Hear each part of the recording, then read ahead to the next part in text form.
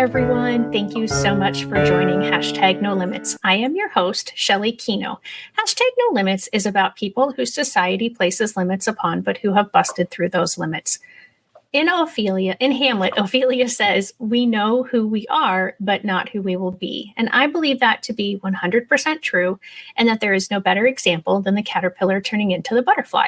For those who don't know, the caterpillar literally dissolves into its cells and then it reforms into the butterfly.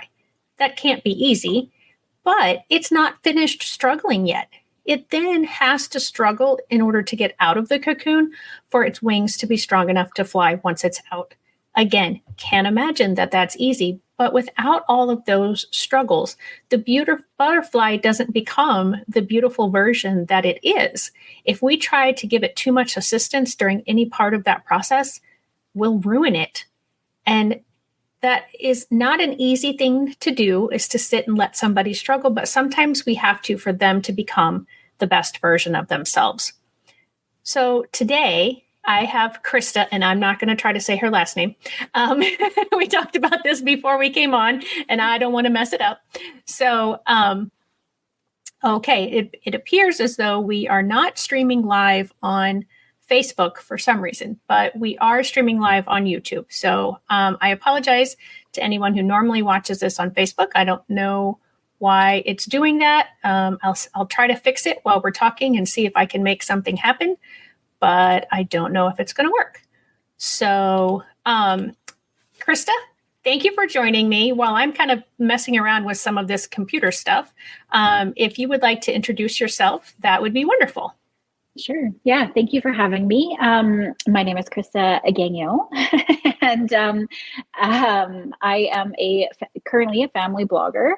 And I am raising a daughter that has a terminal diagnosis of super rare genetic condition. She is one of less than 100 kids in the world. And so her condition is very progressive. And so as she ages, things just get a little harder. So currently she is a full-time wheelchair user, and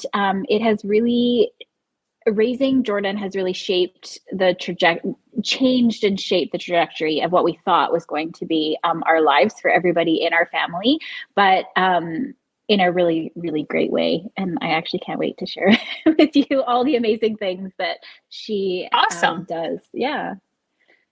Okay. Well, so tell me about some of these awesome things that she has done so far. And so talk a little bit more too about this diagnosis that she has, and kind of what's known about it and what maybe you wish would be known about it. Yeah, so she's got a condition called giant axonal neuropathy. So we call it GAN for short, GAN. And the simplest way to explain it is that in our nervous system, we have a system that gets rid of like the aggregates, and so the junk that we don't need anymore that's already been used, all those messages, all the cells. And so it kind of sweeps it out. The garbage truck takes it out of your system, and it's clean and great. What happens to her is that her nerves actually, like if you biopsy them, they're quite large, and they just keep getting larger because all that stuff stays. She doesn't have the system to get rid of it. And so it really cuts. So as she gets older and as, time progresses, it cuts off the messaging that travels through the nervous system, and which is everything travels through our nervous system. So, right.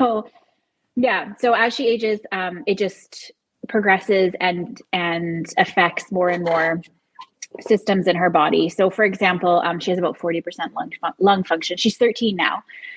She has about 40% lung function. It is starting to affect some of the messaging in her brain. She can't walk any longer. Like she doesn't have any feeling really from like the waist down. It's starting to affect her like fine motor. So as we go, it takes more and more of the things that, we really probably take for granted as able-bodied people. Right. Mm-hmm. So probably a very hard question for you to answer, but what is the life expectancy? The life expectancy is usually young adulthood. So the reason that there's usually such a small number of people who have GAN is that between kind of like late teenager. Are you still a teenager at like 18, 19? I guess so. Yeah. It ends with teen. 18, yeah. 19, yeah.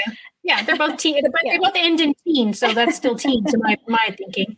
Yeah. So what we see is that like the lungs become not as strong at like 18, 19, 20. And so usually, they'll catch something like a pneumonia or something that they just won't be able to recover from. But that's not for everybody. Like there are some people who have a lesser severity of GAN. And so it's a little bit different for everybody, but the standard is usually like that young adulthood, right in the 19, 20, 21 age. Wow. Okay. Mm-hmm. Thank you for answering. Yeah. I'm sure that is not something you want to think about. So, what kinds of like, because you said there's only 100 people. So what kind of research is being done regarding this? And are there therapies that have been proven to help so far? Yeah, well, that was one of the things that I really clung on to when she was diagnosed, that out of all the things she could have been diagnosed with, she was diagnosed with something that had a ton of research happening, which is super rare for a condition that, only affects 75 people, for there to be like so much happening. And of course it comes down to a mom who's trying to save her kid, right? Is how it all started. And so there is a foundation called Hannah's Hope Fund. And so when we were first diagnosed in 2000 when we were diagnosed about 7 years ago, they were doing gene therapy. So Jordan was number 7 injected with gene therapy. And so she did have that. Yeah. So she did have that done. And they grassroots funded every single dollar to make that happen, to find a cure for these kids. And it still continues. Like that wasn't, the be all end all. So there's still a lot happening. So, yeah.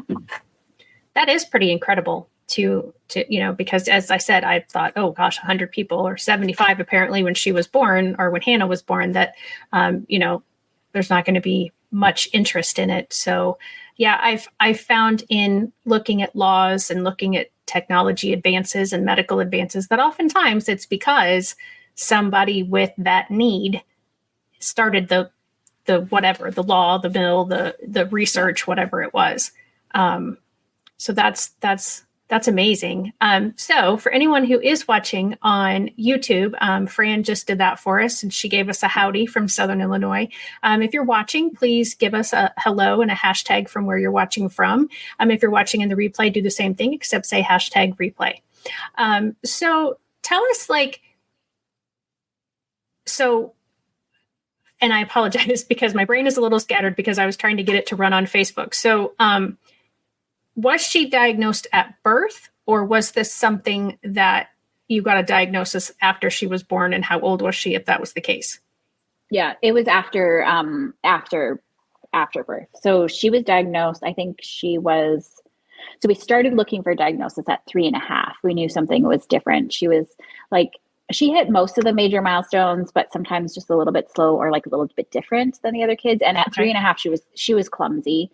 So when we put her into pre-K, like pre-kindergarten, there's an assessment here. And so they said, oh, you should consult a neurologist. And so that's what started us down the path of trying to find a diagnosis. And then right before she had the gene therapy is when she was actually diagnosed.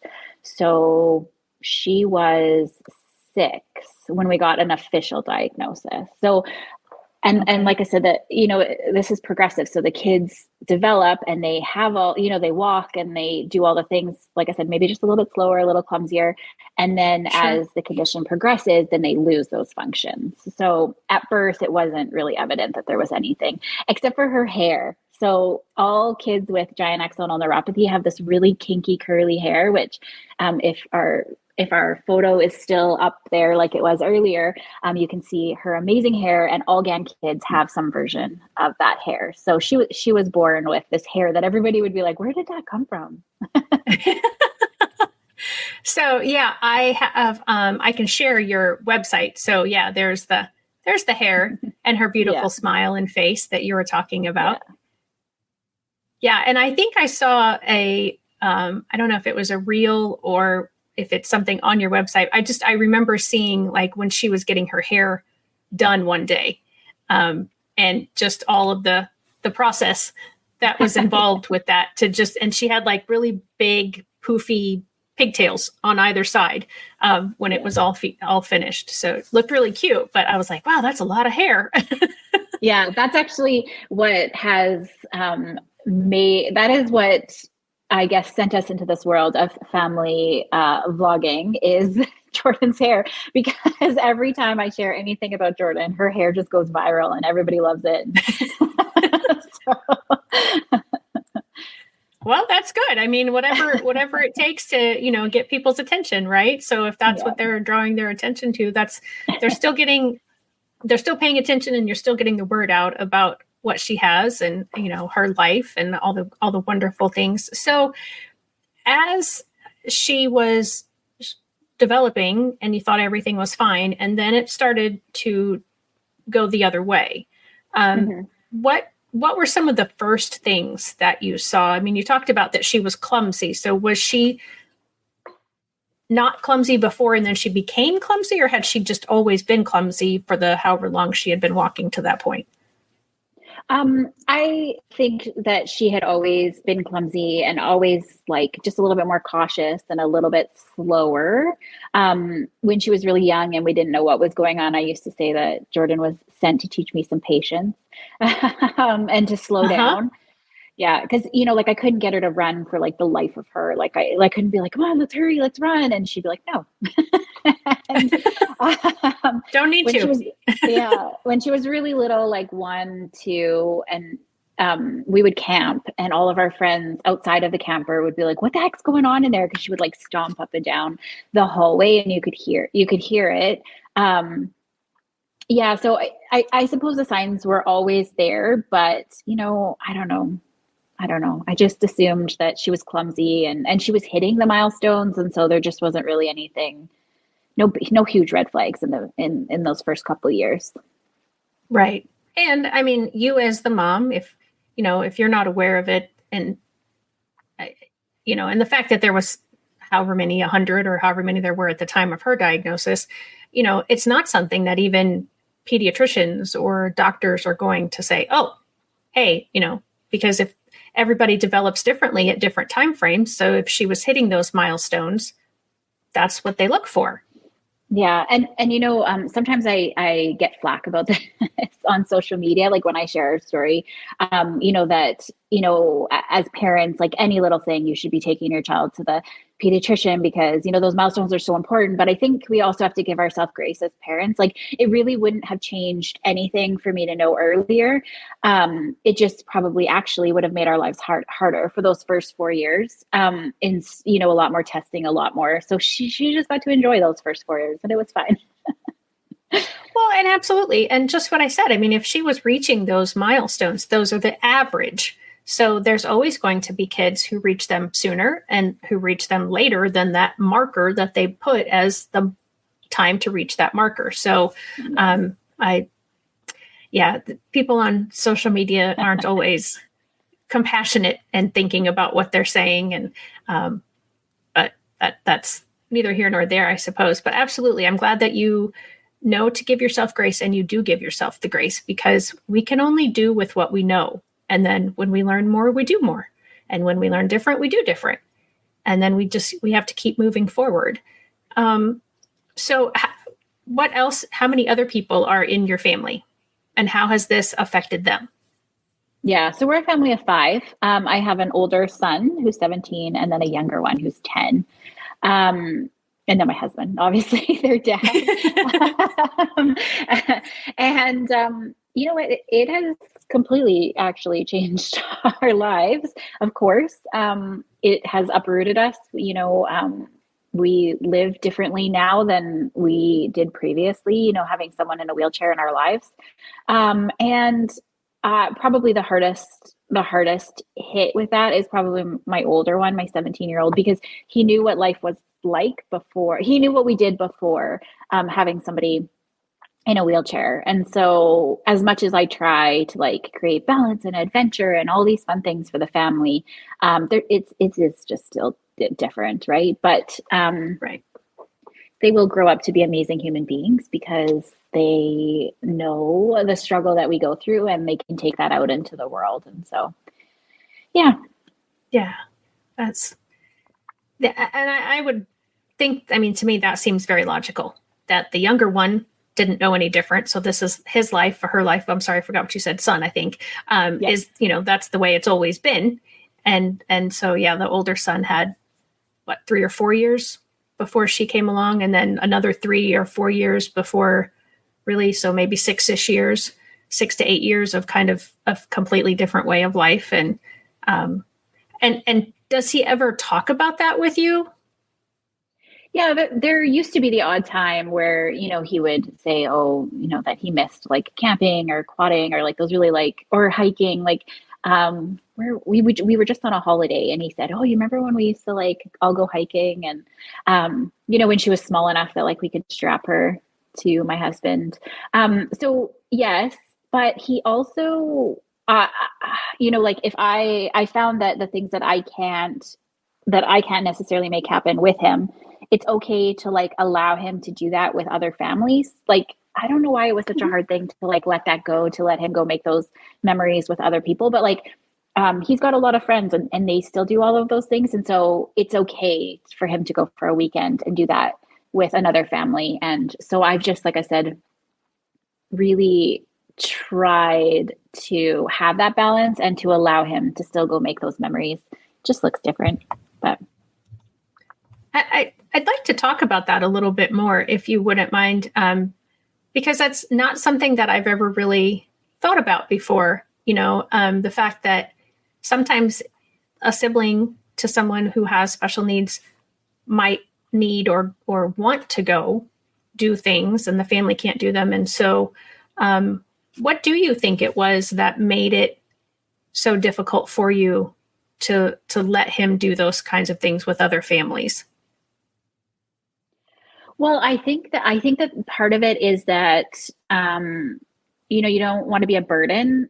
You don't want to be too big of a burden on the people around you. And so like I don't want to keep like pawning off my kids all the time. Sure. And then Okay. the second piece of that is that I really like it fills my cup to make memories with my kids. Like they're like my favorite people and I love to like adventure with them and go and do Right. all the things. And so part of it also is like this feeling that like I'm missing out on making those memories with him.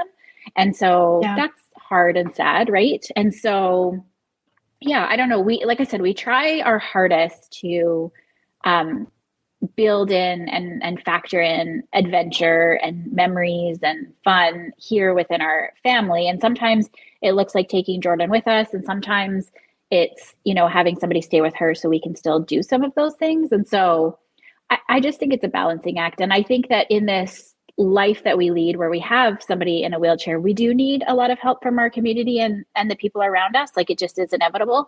And so there's just that fine balance of like, just not being too much Sure. of a burden on everybody around you. Right. And I thank you for sharing. I mean, because honestly, like I said, I really hadn't thought about that aspect before. And since I don't have that type of life, I don't know how I would think about it or how I would feel about it. So I appreciate you sharing that, because there might be other parents out there who maybe hadn't thought of that as an option for a sibling, or maybe there's some friends of people who know someone who has a sibling with special needs and they've never thought to invite the one who doesn't have the special need to Right. come with them to do something. So maybe this will help other families, connect with one another and make that sort of thing happen. Because I do often wonder about siblings in families where there is someone with a disability, and how they feel about life, and if they, I think they probably wish it was different to a degree, so that their life would be quote unquote better. But at the same time, I mean, I think our lives are the way they're supposed to be, no matter what our circumstances, if we are perfectly abled or if we're abled in different ways. And so I don't know that's why I put better in quotation marks, because I don't really know that it would be better if that person wasn't disabled, because that's what makes that person special and makes them part of who they are. Just like everyone has all their different components. Right. So well, yeah, I was just going to say the flip side to that, the awesome side to that is that we also get those kids coming over here. So, and then they get to experience and what it's like, to have to like pitch in that extra little bit, even though they're, a guest here and here to have fun. They see what it's like. And I think they leave with a little bit more like compassion and empathy, I hope, just, being here with us and seeing what it takes. But just to add a little bit of humor to what you were saying, my 10-year-old, who has never known any different except for Jordan, he really, really loves all the perks that comes with Jordan. And so such as he is very vocal about sharing with everyone that it's really great to keep her around because of all the amazing stuff that she gets us into. And so like there's like special events throughout the year for put on for, like hospital families that are experiences that, other families don't get to take part in. And they're really awesome, actually. And he just he soaks up every minute of those things. Yeah. So I'm guessing, because I know I have seen some events in my area where like professional sports players will do something, or you'll get to meet some sort of a celebrity, or you'll get you get to go past all the lines at the amusement park and jump ahead of everybody. Are those the kinds of things that he's kind of talking about? Yeah, for sure. Like Jordan has had a wish trip. So I think you guys have Make-A-Wish, right? Same as we do. So she has had a wish trip. So that was like, oh my gosh, some of the best memories of our life. And then when we go anywhere, we don't stand in line. So it was Jordan's dream to see the Eiffel Tower. And so we just made that happen in 2023. We took her to Europe. And so things like the Louvre, where there's like lineups, like blocks down the road, and nope, just straight to the front. Or like even seeing the Mona Lisa, like there's a separate viewing area for somebody in a wheelchair where all these other people stand in line. So really, I didn't know that. Okay. Yep. And then our local, there's a lot of perks like that you just don't even realize. So he is all about the perks when it comes to Jordan. Well, I mean, if she's willing to share them with him, then I good for him for taking her up on it and sharing all those kinds of things. That's funny that, and that is, I mean, that's the positive way to look at things, so good for him for being that way. Well, that's just you mentioned family and siblings. That's just family and siblings, isn't it? Really, like that just is the way that they joke with each other and how he jokes about keeping her around. That is just, when I see it, it is the epitome of like what siblings should be like, and I'm glad that they interact like that. So, yeah, absolutely, because you want that, again, I'm going to use quotation marks, normal life as much as possible, whatever that normal means. And so I'm glad to hear that that is, because I think sometimes when I've watched from the outside, or I've spoken to a parent and they've told me some of the things that are happening, it's easier at least for me to say, well, that's kind of normal. I mean, if, that's how siblings react, or, that would be typical development for, this. And I think it seems, at least, that everything from their perspective, and I'm guessing your perspective, is always looked at through the lens of the GAN. And, sometimes you forget to go, oh, right, no, that's normal. That's exactly what siblings are, that's exactly what a teenager should be saying or acting like, or, hopefully not, but when it comes to the teenager stuff, at least, but she's just hitting that stage, right? You said she's 13? Yep, she is. Yeah. So you've got a roller coaster ride ahead of you for sure in the teenage years, teenage girl, for sure. So what sort of things you alluded to at the beginning of all the wonderful things that she is doing now? So talk more about that. Yeah. So one of the biggest things I guess for Jordan is that I don't think that she thinks that there is any limits on what she can do, which is really awesome. And I'm really grateful for that. Yeah. And so late in 2022, she signed with a talent agency that only reps kids and adults with some kind of like disability. And so it's called Kello Inclusive Agency. And so she's just loving it. She is in heaven. Good. She did a Walgreens commercial last year. She's done a couple print ads, and I'm sure there's something else. In Toronto Kids Fashion Week here in Edmonton, she rolled the runway. So yeah, she is just like loving that. And then, on TikTok where, like I said, her hair is keeping her viral. She really it gives her something to focus and concentrate on, which I love because, with the decline of her fine motor skills, it's hard for her to have like traditional hobbies. And so sure. I know everybody won't agree with me, but like, for example, yesterday we were at, a 6-hour appointment where she gets an infusion. And so, we were like scrolling TikTok and finding like trends to do so we could do like videos while we were sitting there. And, it has become like a little bit of a hobby and something for her to focus on. And so I love that for her.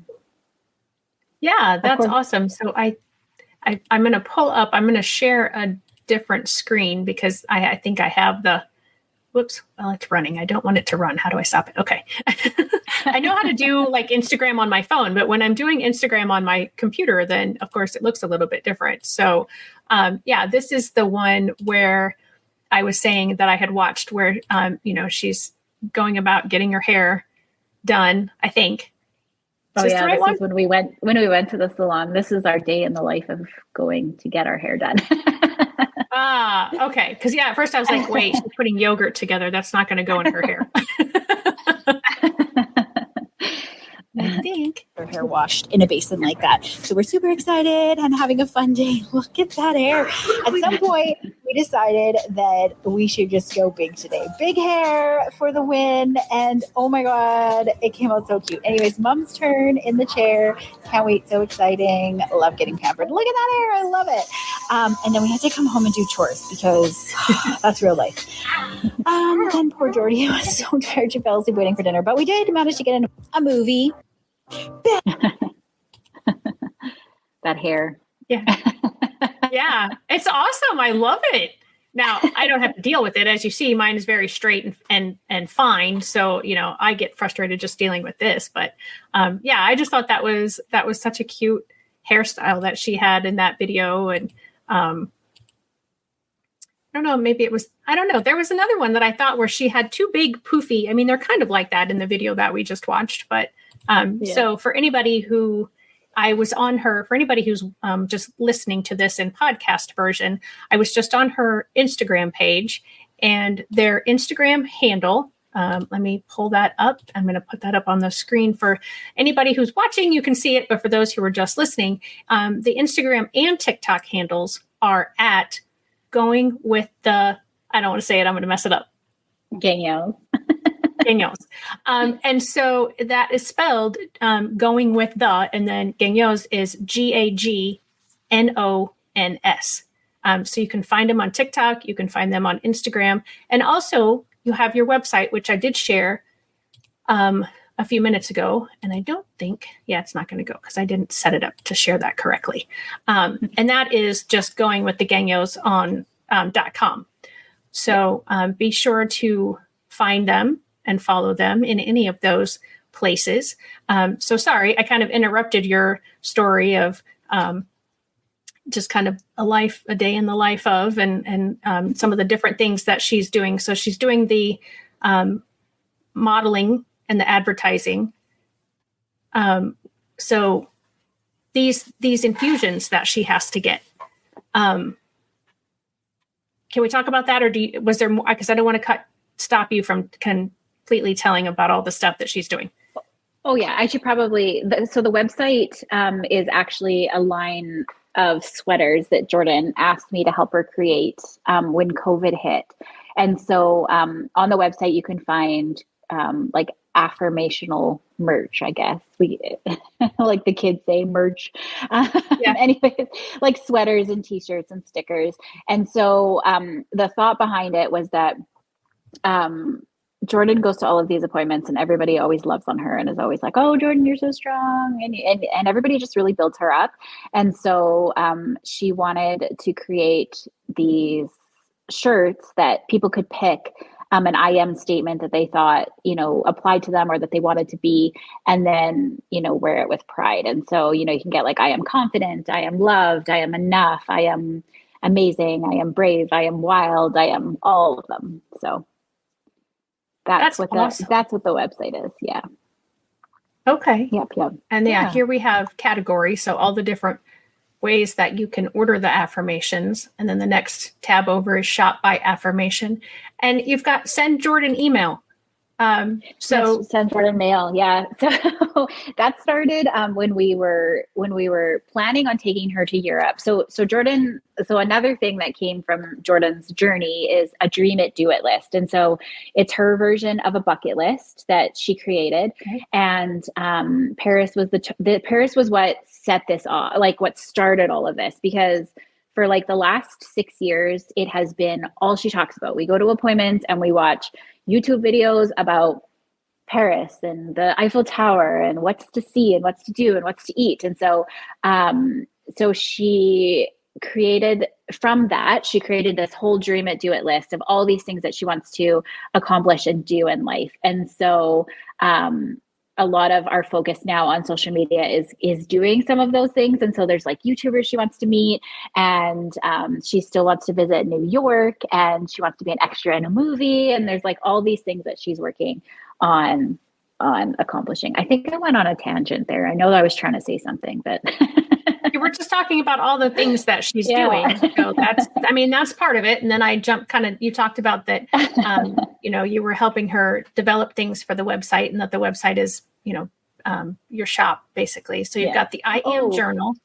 Yes, that's what from the mail. You said send Jordan mail. That's where that started. Is when we were planning to go to Europe. What happened was people got wind of it on TikTok, and so they started sending her postcards from Paris, because it was COVID and it was lockdown, and it took us like an extra 3 years longer than what we thought it would take us to get there. And so that's where that started. And Oh, gotcha. Okay.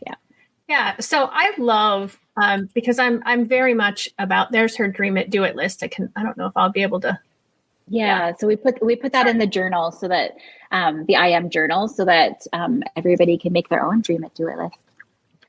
Yeah, that's so awesome. And there's a nice little picture of her.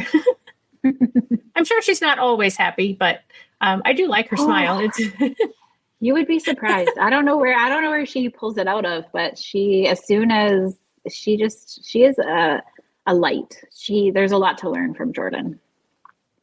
Yeah. So talk about that. Tell me about the kinds of things that people have learned from her. And the reason I want you to do that is I'm going to talk about a little bit about, I wrote a book several years ago, and it's called Those Who Can't Teach. And at the end of each chapter, I talk about what I learned from each of the families that are represented in the book. And each of the families is somebody in their family has a disability, or the person themselves shared their story with me.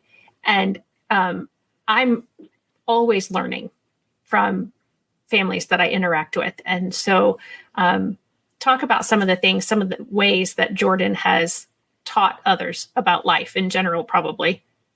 Mm-hmm. So I can speak to myself. Like, I know that Jordan has taught me what it looks like to be in the moment, and to like just be focused on like the here and now, and what is happening now. She's very good at that. And when when she teaches us that, and when she shows me that, it comes out in this like joy and just this like very authentic, honest, like it's more than joy. I don't know what the next word above joy is, but this okay, whatever the next word above joy is, to just be with the people that she's with, and to just be like, it doesn't matter if we're in Paris or if we are here visiting with friends, you know, with some friends that came over. She has the same level of like enthusiasm and excitement for that moment. And so that's what she's taught me. I know that everybody who's around her has so much amazing things to say about her, but it's just different for each. It's so different for each person. But so often I get these messages that like, you know, we watch you on TikTok and, you know, she just like lights up my life when she comes on the screen, and she like makes me smile. Or, you know, like teachers will be like, it was, you know, life-changing to have her in my class this year. Like, but those are unique to the circumstances she would have, you know, with those specific people. And so, yeah, she just, like I said, she's just such a light. I don't know how she does it. Somebody pokes her for a needle for blood work, and she just has them laughing by the end of it. And they're like, what the heck? Like, I'm supposed to be making you happy. So she very much sounds like that she lives in the moment and she enjoys every single moment to the fullest. Yep. She enjoys That's it all. awesome. That's fantastic. And I mean, she, because she started losing some of her abilities around 3.5 or 4, I mean, she doesn't necessarily remember life a whole lot different than what she's had it. So, I mean, her every day is normal for her. And so she is able to just, you know, just enjoy it. And I think there has to be a part of her that remembers what it's like, because she was independently walking like 4 years ago. So there is a part of her that, so she progressed from like clumsy, still walking walker, like walking with a walker, half not, and then to sometimes in a manual chair, and now she's in a full powered chair. So she has to have those memories and remember a little bit what it's like. I think though that nature, God, I think it's a gift that that the nerves in her whole body are going. And so they also impact a little bit of what's happening like in her brain. And so I think it softens it a little bit too, which I think is a gift, because it would be very hard. But often GAN is compared to an ALS, like to ALS, but for kids. And so I see how hard it is for those adults who remember everything. And so, I think that, you know, for it to just, the memories to be a little softer for Jordan is not a bad thing. Yeah. And so how does it weigh on you as mom, and how does it weigh on dad or the siblings to see? I mean, it sounds like she's at least outwardly okay, not happy, I'm sure, but okay with the way things are going. But how does it affect the rest of you? That has been a journey. And so I can't necessarily speak to my husband or my kids, because that's their own journey. But for myself, I know that the first couple of years were a lot, and there was like a lot of denial. There was little bits of anger. There was like a lot of emotions happening. I try to talk about this a lot, that it wasn't until there was this point during COVID where, you know, everybody went online, because like, what else are you going to do? And so it's almost like people opened up and shared like really authentically more stuff. Or it felt like that to me. Maybe I just wasn't in that space before. And, you know, I started doing a deep dive into like grief and anticipatory grief, and the emotions that are attached to raising somebody that is sort of, you know, disappearing in front of your eyes. And so knowledge is kind of power. And when you can really learn what's happening, I feel like it helps you digest digest it.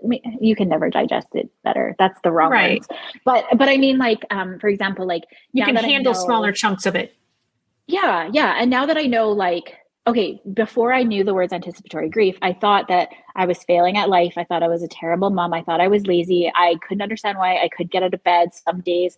And like all of those pieces just made me kind of feel like I was failing. Right. And then when you understand that it's actually grief and you're grieving the loss of that person while they're still here and in front of you, then it changes it, because I can't handle grief, but I know what to do to ease that, right? Like I know to let it have its space and to like stop when that happens. Like when those feelings come up now, I know how to stop and like work through them instead of just feeling like I'm failing. And so I think it's really important to talk about that stuff, because I think so many families and parents think that they're just, that they're just not handling things properly. But there's so many emotions. There's so much going on. It's really heavy. It's really heavy. And I know from experience, I just tried to like shove all those feelings down and power through and give my kids the best life and try to, keep things as normal as I could. And that really was not serving me. I had to stop and slow down and like give the feelings space, like give those really hard emotions space. Thank you for sharing that. I'm sure that, it was very personal, and I very much appreciate your honesty. And I hope, just like earlier, that, someone will hear what you've said and go, oh, I'm not, and, kind of have those aha moments like you talked about. I had never heard the words anticipatory grief until you just said them. As soon as you said them, I'm like, oh, I bet I know what that means. Just because of the other knowledge that I have. And it made so much sense when you said it. And I do think that a lot of parents go through that. Even if it's not because, and it's not just parents, as you said, it's kind of like the ALS for children. So, a lot of people go through that. But I think it maybe holds a different level or a different magnitude when it's a child that you're watching, because they have, what you thought was going to be decades ahead of them. And I remember when I was writing the book, one of the moms in there, she talked about that we have beliefs and desires for our children that we don't necessarily know that we have. And expectations is the word that we used, until we find out that those expectations aren't going to be met. And then we grieve for those kinds of expectations, that they're not going to happen or not happening in the way that we thought they would happen or in the timeline that we thought they would happen. And I that sounds to me like anticipatory grief. So I appreciate you sharing that. And I really do hope that reaches somebody. And as you said, I'm proud of you for allowing yourself to feel those things when they come, and to acknowledge it in front of your family. Because I think a lot of times too, we hold stuff in because we think, oh, we have to be strong. And, we can't let anybody else see that this is bothering us. But I think what that actually does is make it worse for others, because they're having similar feelings, but they don't want to express them because they don't think they can, because nobody else is feeling that way. So then they feel bad because they're feeling that way. And then and it's just like this compounding thing. Yeah. Yeah. It can become a really vicious cycle. And there's a lot of pressure when it comes to raising somebody that has a limited life expectancy, because I hear this all the time, like, oh, you just can't waste time, or, like, that's a big one. You're just wasting time, worrying about that, right, or being sad. But like, the reality is that life happens like in the little moments. And so, and if we were traditional and we weren't raising, Jordan, and we thought she was going to live forever, we would still have those downtimes. Like there would still be like the times where like something unexpected happens and everybody's a little sad for a couple of days. Like it's so unrealistic to think that just because you're raising this kid, everything, you're going to make everything perfect in the little bit of time you have. That's not like real life. Like real life is, Right. you know, the ups and downs. And so we should be allowed to, you know, to have those freely as well. Right. Like some Yeah. days we just don't want to do anything and we watch movies on the couch, and that's okay. We're not wasting time. Like this is Right. life. That's life. Yeah. Well, and I think honestly, we have this hurry up society that we live in, and I'm not sure when it developed or why it developed, but I mean, we don't honor just resting and just being for the moment or the day. And I think that might be why when she does it, it's so odd and beautiful, because we should all enjoy the moment and be present in every moment. But majority of us aren't, because we're always thinking, okay, well, I've got this to do next, and I've got that to do, and I've got this coming up, and I've got, you know, this happened back there. And, you know, and so we're not always in the moment present. And I think it is a gift when we find someone who is able to truly do that. And it sounds a lot like Jordan's able to do that more than the typical person. So I think that that's a gift, again, as you mentioned, for her. So the infusion therapy, we hinted at that, and I want to circle back to that. So how often does that have to happen for her, and what is the point of the infusion therapy? Yeah, we're just actually, this is not our normal. We're in a little bit of emergency situation. I don't know how to explain it. We're in a high stress since the beginning of December. There's something there's something going on in Jordan's there's something going on in Jordan's body that we just can't quite put our finger on. They think that she has some kind of infection that is brewing below the surface. So on a daily basis, Jordan is very healthy, and we deal actually with very little doctor's appointments. And, you know, like as she progresses, big things happen, like she goes into a wheelchair, but like you know, for everything else, she's quite healthy. So this is not our norm. This is very unusual for us. And so it is making life a little bit challenging. The last 2 months, a little bit more stressful, but right now, yes, she is receiving extra iron. And then she had a surgery on her back right before Christmas on the 23rd. And so it's just not healing properly. And so we're just watching all of that. And she's got a very low temperature and a low blood pressure. And so it just makes for life to be a little bit more challenging right now. Right. And those are things I don't think, you know, I mean, I went, it wouldn't matter what kind of surgery or who it was, but to have it just a couple of days before Christmas is disappointing for anybody. You know, so I hope that my reaction wasn't like, oh gosh, you know, I mean, I was, yes, sad for her, but I would be sad for anybody having surgery a couple of days before Christmas. So are there things with this GAN that the other 99 people have, you know, as it's progressed, like, oh, you need to be watching out for this or that, or I don't know, maybe the back surgery was one of those things. That's just what triggered it in my mind to ask the question. Yeah. So I think that everybody's care is a little bit different. And remember that we all end up with doctors that have not ever treated anybody with GAN before. And so we're very fortunate to be seen at the National Institute of Health, like in Bethesda. We go there quite frequently, and that's an amazing resource because they see all the kids with GAN. And so they're very helpful in what we should be watching for and how, you know, like what we can be doing.